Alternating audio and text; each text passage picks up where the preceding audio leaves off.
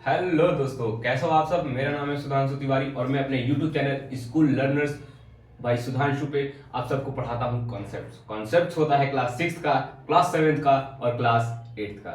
तो दोस्तों, आज का जो वीडियो होने वाला है वो क्लास 7 के बच्चों के लिए होने वाला है।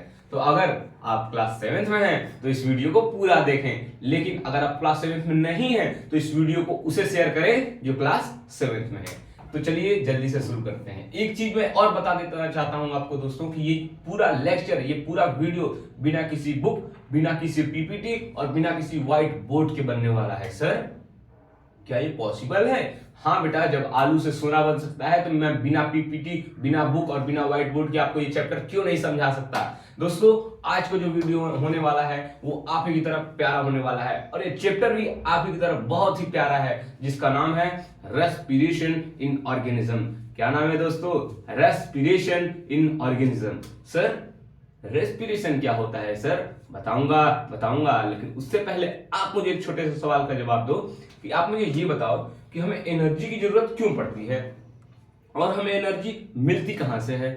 ये दो सवालों का जवाब दो। तो आप बोलोगे सर, एनर्जी की जरूरत हमें बहुत सारे कामों के लिए पड़ती है सर, दौड़ने के लिए, खेलने के लिए, पढ़ने के लिए, मोबाइल चलाने के लिए भी सर हमें जरूरत पड़ती है एनर्जी की। और सर, एनर्जी कहाँ से मिलती है सर?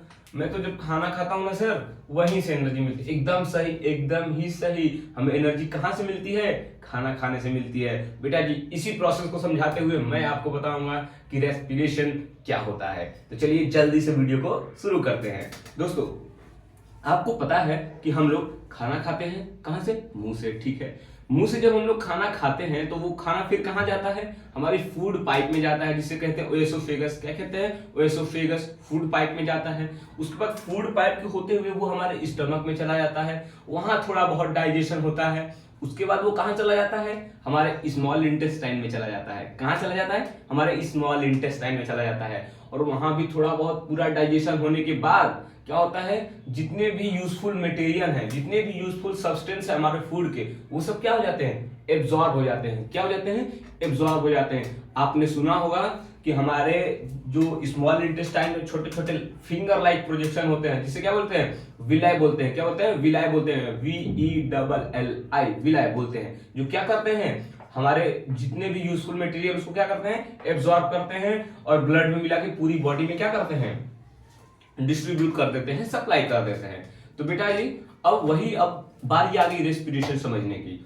अब देखिए क्या होता है, जो फूड है वो हमारे सेल्स में चला जाता है। ठीक है, जो एब्जॉर्ब फूड है वो कहां चला जाता है?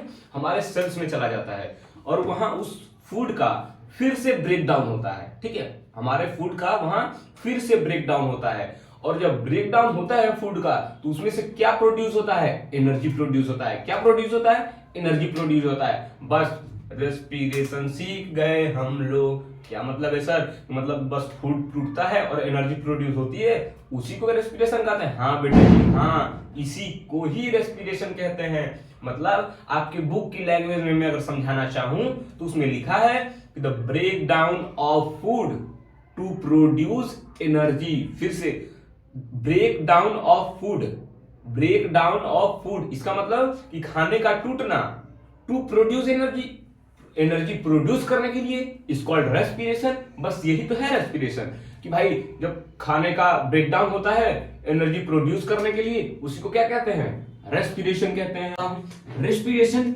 दो प्रकार से होता है। मतलब रेस्पिरेशन कितने टाइप्स होते हैं? दो टाइप होते हैं। सर, कौन कौन से टाइप होते हैं सर?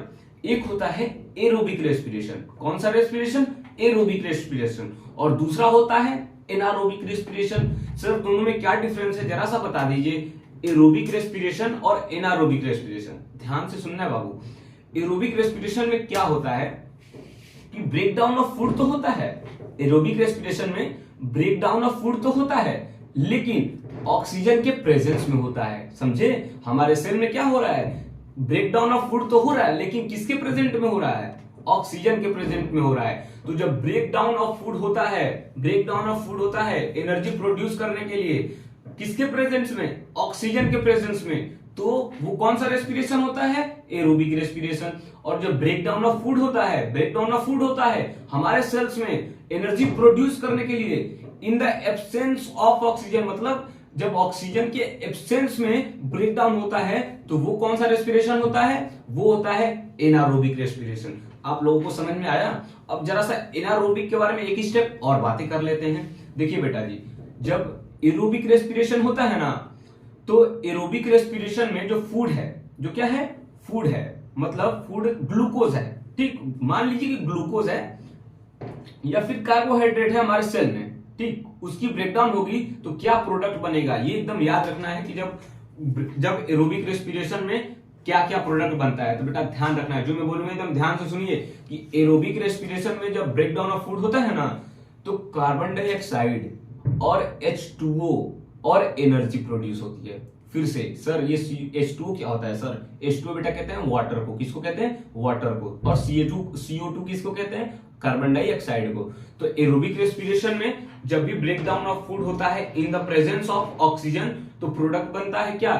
कार्बन डाइऑक्साइड, वाटर और एनर्जी रिलीज होती है, जिससे हमें फाइट करने में मदद मिलती है। समझ में आया? और एनारोबिक में क्या होता है? ब्रेक डाउन ऑफ फूड तो होता है, लेकिन उसमें ऑक्सीजन के प्रेजेंस में नहीं होता है। इसमें क्या मिलता है सर? हमें क्या मिलता है बेटा? हमें मिलता है एल्कोहल। क्या मिलता है? एल्कोहल।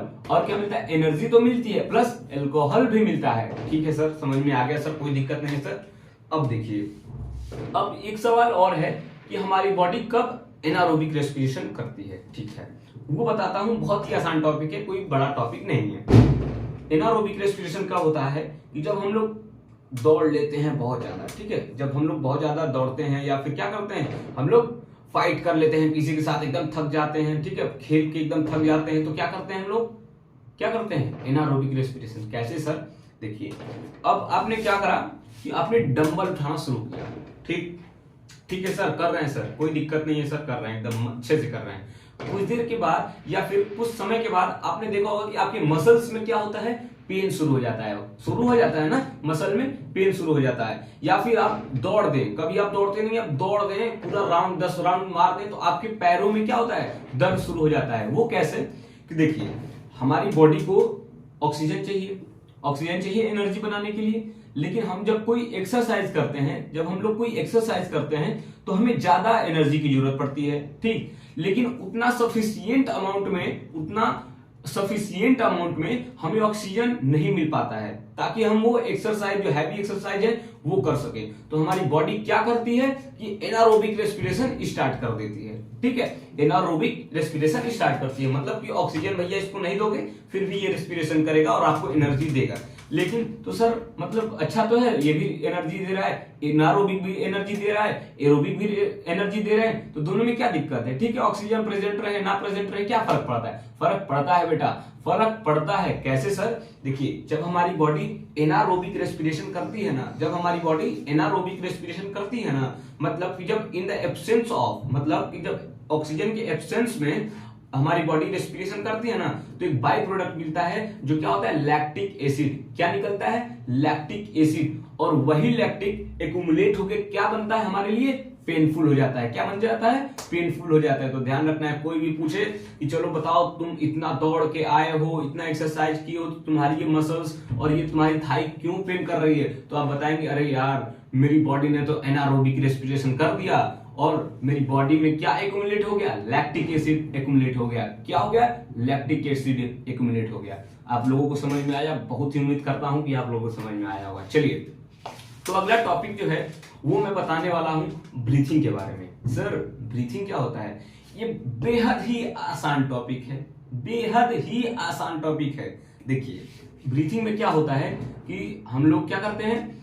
सांस लेते हैं और सांस छोड़ते हैं, इसी प्रोसेस को ब्रीथिंग बोला जाता है। बस जब हम लोग सांस लेते हैं और जब सांस छोड़ते हैं तो उसे क्या बोला जाता है? ब्रीथिंग। सर थोड़ा और अच्छे से समझाइए ना सर, मेरे सर थोड़ा और तरीके से पूछते हैं। ठीक है, फिर से बताता हूं, और तरीके से बताता हूं, और बढ़िया से बताता हूं।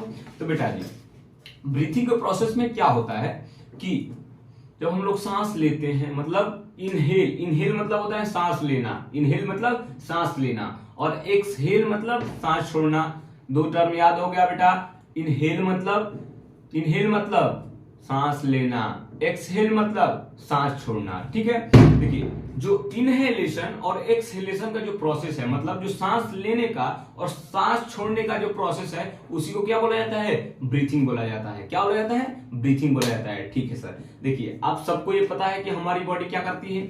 ऑक्सीजन इनहेल करती है। कहते हैं ना कि ऑक्सीजन की जरूरत है हमें, मतलब कि हमारी बॉडी क्या लेती है? ऑक्सीजन लेती है। और क्या रिलीज करती है, मतलब क्या छोड़ती है? कार्बन डाइऑक्साइड छोड़ती है। सर तो ओवरऑल एक ब्रीथिंग का डिफिनीशन बता दीजिए सर, क्योंकि अगर मेरे पेपर में आ जाए कि व्हाट इज ब्रीथिंग, तो मैं क्या लिख के आऊंगा सर? सर बताते हैं क्या लिख के आना है। अब सोचना है कि सर तो बताए थे कि जो सांस लेने का प्रोसेस होता है ना, उसी को क्या बोला जाता है? ब्रीथिंग बोला जाता है। बेटा जी, the process inhalation and exhalation, थोड़ा सा और मॉडिफाई कर दीजिए ना sir. Inhalation of oxygen and exhalation of carbon dioxide, ठीक है। फिर से डिफिनीशन रिपीट कर रहा हूं बेटा। The inhalation of oxygen and exhalation of carbon dioxide is called breathing. What called?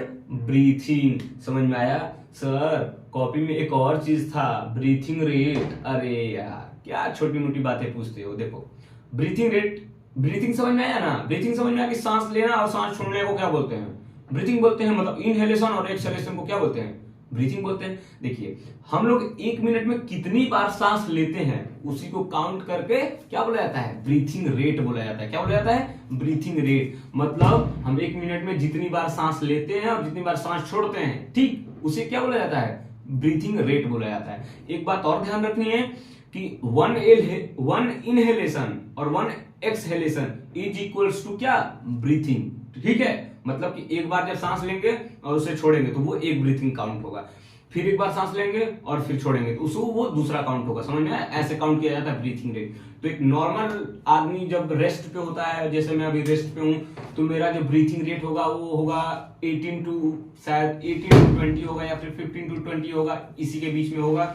और जब हम लोग बहुत ज्यादा एक्सरसाइज कर लेते हैं, थोड़ा बहुत थक जाते हैं, तो हमारा जो ब्रीथिंग रेट क्या होता है, मतलब जो हमारा सांस लेने का, जब हम लोग ब्रीथिंग करते हैं, मतलब जब आप लोग दौड़ के आओगे तो बहुत ज्यादा तेज तेज सांस लेने लगोगे या फिर एक्सरसाइज करके आओगे तो, ठीक है, तो उस समय हमारा ब्रीथिंग रेट 20 टू 25 अराउंड हो जाता है, ठीक है। अब देखिए, अब मैं बताता हूं कि हम लोग कैसे, जो हम लोग ह्यूमन बींग्स हैं, हम लोग कैसे रेस्पिरेशन, या फिर रेस्पिरेशन तो बता दिया, ब्रीथिंग हम लोग कैसे करते हैं। देखिए ब्रीथिंग कैसे हम लोग करते हैं कि आपको पता है कि हमारे सराउंडिंग में, मतलब हमारे एटमॉस्फेयर में, हमारे अगल बगल ऑक्सीजन प्रेजेंट है, ये तो आप सबको पता है, ठीक। वो ऑक्सीजन हम लोग इनहेल करते हैं, मतलब अंदर लेते हैं, किसके थ्रू? हमारे नाक के थ्रू, हमारे नोज के थ्रू, ठीक। नोज में ये जो जगह है ना, अंदर जो जगह है, उसे बोला जाता है नसल पैसेज। क्या बोला जाता है? नसल पैसेज। उसके बाद जो हमारी एयर है, जो हमारी ऑक्सीजन है, वो कहाँ चली जाती है? कहाँ चली जाती है? Wind pipe. यहाँ पे देखो, जैसे मैं अभी दिखाता हूँ, ये देखो, मैं सांस ले रहा हूँ, मतलब मैं ऑक्सीजन ले रहा हूँ अपने नोज के थ्रू, ठीक। अब ये कहाँ गई? विंड पाइप के थ्रू। कहाँ चली गई? विंड पाइप के थ्रू हमारे लंग्स में चली गई, ठीक है। ऑक्सीजन कहाँ चली गई? हमारे लंग्स में चली गई, और लंग्स के बाद पूरी बॉडी में क्या हो गई? ऑक्सीजन पहुंच गई और रेस्पिरेशन का प्रोसेस हो गया। कोई दिक्कत? देखो अब ह्यूमन बींग्स का तो मैंने बता दिया कि कैसे रेस्पिरेशन करते हैं। अलग अलग जो एनिमल्स होते हैं ना, अलग अलग ऑर्गेनिज्म अलग अलग तरीकों से क्या करते हैं? रेस्पिरेशन करते हैं। आपके सिलेबस में थोड़ा बहुत दिया है, जैसे कि पहला दिया है अर्थवॉर्म। याद रखना है कि अर्थवॉर्म कैसे रेस्पिरेशन करता है, कैसे ब्रीथिंग करता है? तो अपने स्क्रीन के थ्रू, स्किन के थ्रू। किसके थ्रू? अपने स्किन के थ्रू। याद रखना है, भूलना नहीं है। कोई भी पूछे कि बताओ अर्थवॉर्म ब्रीथिंग कैसे लेता है, मतलब अर्थवॉर्म क्या, जो केचुआ होता है वो सांस कैसे लेता है, तो क्या बताएंगे हम लोग? अपने स्किन के थ्रू। किसके थ्रू?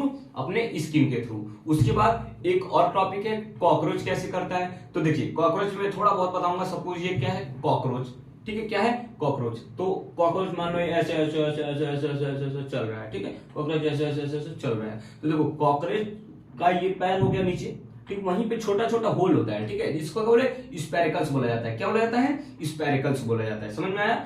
और स्पेरिकल्स के अंदर ना ट्रैकिया, ब्रांच लाइक स्ट्रक्चर होता है। क्या होता है? ट्रैकिया जिसे बोला जाता है। मतलब स्पेरिकल के थ्रू वो क्या करता है? ऑक्सीजन लेगा और पूरे ट्रैकिया में वो ऑक्सीजन फैल जाएगा और उसकी पूरी बॉडी में सप्लाई हो जाएगी ऑक्सीजन।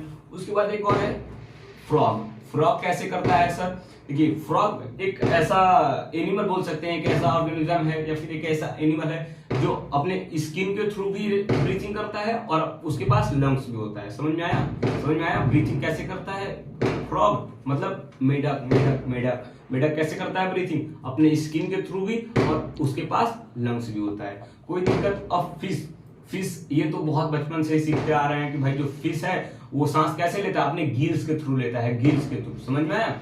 जो ऑक्सीजन होता है वो वाटर में क्या होता है? डिसॉल्व होता है, और जो वो गिल्स है, गिल्स जब भी उसके ऑक्सीजन की जरूरत पड़ती है वो क्या करता है? जो डिसॉल्व्ड ऑक्सीजन है उसे क्या करता है? एब्जॉर्ब कर लेता है। समझ में आया आप लोगों को? पूरी चीजें समझ में आई? एक बार मैं छोटा सा रिवीजन कराऊंगा, लेकिन रिवीजन कराने से पहले एक और टॉपिक बताऊंगा जो कि आपके एग्जाम में जरूर पूछा जाएगा। देखिए बेटा जी, इसे क्या बोला जाता है? Chest cavity. ये जो छाती है ना ऊपर, ये जो छाती है, ये जो हड्डी है इतना तक, यहाँ तक हड्डी है ना, ये इसे बोला जाता है चेस्ट कैविटी। क्या बोला जाता है? Chest cavity. एक और बताओ, ये जो पेट है ना, ये जो पेट है हम लोगों का, ये पेट है, उसे बोला जाता है एब्डोमेन कैविटी, और इसे बोला जाता है चेस्ट कैविटी। तो हम थोड़ा बहुत चेस्ट कैविटी के बारे में बात करेंगे। चेस्ट कैविटी में ये देख रहे हैं आप, रिब्स होती हैं। क्या होती हैं? रिब्स। समझ में आया? एक तरफ 12 रिब्स होती हैं, 12 रिब्स एक साइड में होती हैं। समझ में आया? रिब्स के अंदर क्या है? लंग्स है सर, और हार्ट है, यही सब है अंदर। ठीक है, रिब के जो से क्या करता है? प्रोटेक्ट करता है। तो देखिए, एक और चीज हमारी बॉडी के अंदर होती है जो जिसे क्या बोला जाता है? डायफ्रागम बोला जाता है। क्या बोला जाता है? डायफ्रागम बोला जाता है। उसका काम क्या होता है सर? देखिए, डायफ्रागम एक सीट लाइक स्ट्रक्चर होता है। कैसा होता है? एक सीट लाइक स्ट्रक्चर होता है, जिसपे जो किसको सपोर्ट करता है? हमारे लंग्स को और हमारे हार्ट को। ये नीचे जैसे अभी दिखा तो नहीं पाऊंगा, मैं बहुत ही असमर्थ हूं, बहुत ही दुखी मन से कह रहा हूं कि नहीं दिखा पाऊंगा, क्योंकि अंदर है वो। कि डायफ्रागम क्या है? कि एक सीट लाइक स्ट्रक्चर है हमारे चेस्ट कैविटी के नीचे, समझे? और उसी पे हमारा जो लंग्स है और क्या है, ये हार्ट है, वो सब टिका हुआ है। चेस्ट कैविटी का पूरा मटेरियल टिका हुआ है। ठीक, उसके बाद अब एक और आपसे सवाल आपके सर पूछेंगे कि बेटा चलो अब ये बताओ कि जब हम लोग क्या करते हैं? ब्रीथिंग करते हैं। जब हम लोग क्या ब्रीथिंग करते हैं तो हमारे चेस्ट कैविटी का और हमारे डायफ्रागम का पोजीशन क्या होता है? ठीक, तो सर को ये बताना है, बताना नहीं है बेटा, खुद वहीं पे चेक कर लेना और सर को भी दिखा देना है कि देखिए सर ऐसे ही होता है। मतलब अब सर पूछेंगे चलो खड़े हो जाओ, तुम्हारा जो नाम है खड़े हो जाओ, चलो अब मुझे बताओ कि इनहेलेशन के टाइम मुझे बताओ कि तुम्हारी चेस्ट कैविटी की और डायफ्रागम की पोजीशन क्या होती है। तो पहले तो जो आप खड़े हैं ये सोचेंगे कि इनहेलेशन क्या होता है? अच्छा, इनहेलेशन मतलब इन अंदर आ रहा है, मतलब हाँ ऑक्सीजन सर, ऑक्सीजन लेते हैं हम लोग ना, मतलब लेंगे ऐसे ना, लेंगे उसी टाइम लेंगे। हाँ, चेस्ट कैविटी तो ये होता है, और जब सांस ले रहा हूं तो ये जो मेरी चेस्ट कैविटी है ये बाहर आ रही है। हाँ सर, बाहर आ रही है। तो चेस्ट कैविटी तो ऊपर आ रही है और बाहर मतलब आउटवर्ड आ रही है, लेकिन डायफ्रागम नीचे जाएगा। ये मैं बता दूं, नहीं दिखा सकते, आप भी नहीं दिखा सकते, समझ सकते हैं, लेकिन ये जो हमारी डायफ्रागम है वो नीचे चली जाती है इनहेलेशन के टाइम। तो सिंपल भाषा में यही बोलनी है सर को, सर जब हम लोग इनहेल करते हैं, जब हम लोग इनहेलेशन करते हैं तो हमारी जो चेस्ट कैविटी है वो अप और आउटवर्ड आ जाती है। कहां आ जाती है? अप और आउटवर्ड आ जाती है। खुद ट्राई कर लेंगे, अप और आउटवर्ड आ जाती है हमारी कौन सी? चेस्ट कैविटी इनहेलेशन के टाइम। और हमारी जो डायफ्रागम है वो डाउन चली जाती है। कहां चली जाती है? डाउन चली जाती है। और अब एक्सहेलेशन के बारे में पूछेंगे सर, एक्सहेलेशन के टाइम हमारी चेस्ट कैविटी की और डायफ्रागम की पोजीशन क्या होती है? तो सर को बताएंगे। देखिए, सांस छोड़ रहा हूं मैं, सांस इनहेलेशन ले लिया, मैं सांस छोड़ रहा हूं, मतलब CO2 छोड़ रहा हूं। तो जब मैं देखिए जब मैं सांस छोड़ रहा हूं तो ये जो मेरी चेस्ट कैविटी हो क्या हो रही है? डाउन हो रही है और ये इनवर्ड हो रही है। मतलब ये मैंने इनहेलेशन कर लिया, मतलब ये जो मेरी चेस्ट कैविटी है वो आउटवर्ड हो गई। कहां हो गई? आउटवर्ड हो गई और अप हो गई, और मेरा डायफ्रागम क्या हो गया? नीचे चला गया। और जब मैं सांस छोड़ रहा हूं, मतलब जब मैं एक्सहेलेशन कर रहा हूं, तो मेरी जो चेस्ट कैविटी है वो क्या कर रही है? वो इनवर्ड हो रही है और डाउन हो रही है, और जो मेरा डायफ्रागम होगा वो फिर से अपने पोजीशन पे आ जाएगा। चलिए, एक छोटा सा पूरे लेक्चर का क्विक रिवीजन आपको मैं कराता हूं। सर आपने क्या पढ़ाया मुझे आज, ये तो बताइए सर। सर ने आपको पढ़ाया क्या? रेस्पिरेशन में ये सर ने बताया कि जब फूड का ब्रेक डाउन होता है एनर्जी प्रोड्यूस करने के लिए, तो उसी प्रोसेस को क्या बोला जाता है? रेस्पिरेशन। भूलना नहीं है, कभी नहीं भूलना है बेटा, कि ये जो फूड है उसका ब्रेक डाउन होता है, फूड का ब्रेक डाउन होता है एनर्जी प्रोड्यूस करने के लिए, उसी प्रोसेस को क्या बोला जाता है? रेस्पिरेशन। क्या होता है? रेस्पिरेशन। कोई दिक्कत, कोई समझ में आया? फिर मैंने रेस्पिरेशन के 2 टाइप्स बताए, aerobic respiration, anaerobic respiration. Aerobic respiration में मैंने बताया कि ब्रेक डाउन ऑफ फूड होता है किसके प्रेजेंस में? ऑक्सीजन के प्रेजेंस में। एनारोबिक में मैंने क्या बताया कि ब्रेक डाउन ऑफ फूड तो होता है एनर्जी बनाने के लिए, लेकिन उसमें ऑक्सीजन प्रेजेंट नहीं होता है। In the absence of oxygen के जब ब्रेक डाउन ऑफ फूड होता है तो क्या निकलता है बाई प्रोडक्ट? एल्कोहल। क्या निकलता है? एल्कोहल, कार्बन डाइऑक्साइड, और क्या निकलता है? एनर्जी प्रोड्यूस होती है। समझ में आया? समझ में आया? और मैंने एक और चीज बताई थी कि जब हमारी बॉडी क्या करती है? एनारोबिक रेस्पिरेशन करती है। जब हमारी बॉडी एनारोबिक रेस्पिरेशन करती है तो लैक्टिक एसिड रिलीज होता है, जो हमारे लिए बहुत ही पेनफुल होता है, जो हमें दर्द देता है। मैंने ब्रीथिंग के बारे में क्या बताया? कुछ तो नहीं बताया थे सर, वो सांस लेने को ही तो ब्रीथिंग बताया थे, तो होता वही है, तो वही नहीं बताऊंगा कि जो सांस जब हम लोग लेते हैं और सांस छोड़ते हैं उसी प्रोसेस को ब्रीथिंग बोला जाता है। और ब्रीथिंग रेट क्या बताए थे सर? ब्रीथिंग रेट मतलब कि 1 मिनट में हम लोग जितनी बार सांस लेते हैं और सांस छोड़ते हैं उसी प्रोसेस को क्या बोला जाता है? ब्रीथिंग रेट बोला जाता है। मैंने बताया कि अलग अलग ऑर्गेनिज्म में, अलग अलग एनिमल्स में अलग अलग तरीके से रेस्पिरेशन होता है, अलग अलग तरीके से ब्रीथिंग होता है। जैसे कि सर आपने बताया कि अर्थवर्म ब्रीथिंग कैसे करता है? अपने किससे? अपने स्किन के थ्रू। समझ में आया? अपने स्किन के थ्रू। और फिर कॉकरोच में क्या होता है? स्पेरिकल्स होते हैं। क्या होते हैं? स्पेरिकल्स होते हैं, उसके अंदर ट्रैकिया होता है। इन 2 चीजों से क्या करता है? अर्थवर्म अपना ब्रीथिंग करता है। फ्रॉग कैसे करता है? फ्रॉग अपने लंग्स से भी करता है और अपने स्किन से भी करता है। समझ में आया? फिश कैसे करती है? फिश अपने गिल्स से करती है। ठीक है, कोई दिक्कत? बहुत बहुत धन्यवाद। अगर आप लोग इस वीडियो के लास्ट तक बने हुए तो आपको तहे दिल से धन्यवाद। और मैं यही चाहूंगा कि आप इस वीडियो को उस एक लड़के को शेयर करें जो क्लास 7th में है, और उससे मेरा फीडबैक पूछें कि सर पढ़ा रहे थे, कैसा पढ़ाए, अच्छा पढ़ाए, बुरा पढ़ाए, जैसा भी पढ़ाए आप मुझे कमेंट बॉक्स में जरूर बताइएगा कि मेरी ये वीडियो आप सबको कैसे लगी। बहुत बहुत धन्यवाद मेरे साथ बनने के लिए।